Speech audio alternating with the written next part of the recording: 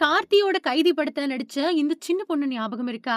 இப்போ எப்படி இருக்காங்க தெரியுமா? கைதி போன 2019வது வருஷம் லோகேஷ் கனகராஜ் இயக்கத்துல கார்த்தி நடிப்புல திரையரங்கங்கள்ல வெளியான படம் கைதி. இந்த படம் வெளியாகி பெரிய அளவுல ஹிட் ஆச்சு. லோகேஷ் கனகராஜ் திரைப்பயணத்துல ரொம்ப பெரிய வெற்றி படமா இது அமைஞ்சது. இதுல நடிகர் கார்த்தியோட பொண்ணு கதாபாத்திரத்துல நடிச்சு மக்களோட கவனத்தை பெற்றவங்க பேபி மோனிகா சிவா. இந்த படத்துக்கு முன்னாடி விஷ்ணு விஷால் நடிப்புல வெளியான ராட்சசன் படத்துல நடிச்சிருந்தாங்க. இந்த படங்களுக்கு முன்னாடியே 2017வது வருஷம் விஜய் நடிச்ச பைரவா படத்திலயும் நடிச்சிருந்தாங்க. அதுக்கு பின்னாடி ஆண் தேவதை, சங்கு சக்கரம், பெட்ரோமாக்ஸ் மாதிரியான பல படங்கள்ல நடிச்சவங்க, எறும்பு அப்படிங்கிற படத்திலயும் சிறப்பான நடிப்பை வெளிப்படுத்தி பாராட்டுக்களை பெற்றாங்க. தமிழ் மட்டும் இல்லாம மலையாளத்திலயும் மம்முட்டி கூட தி பிரிஸ்ட் அப்படிங்கிற படத்திலயும் நடிச்சு கலக்கி இருக்கிறாங்க மோனிகா.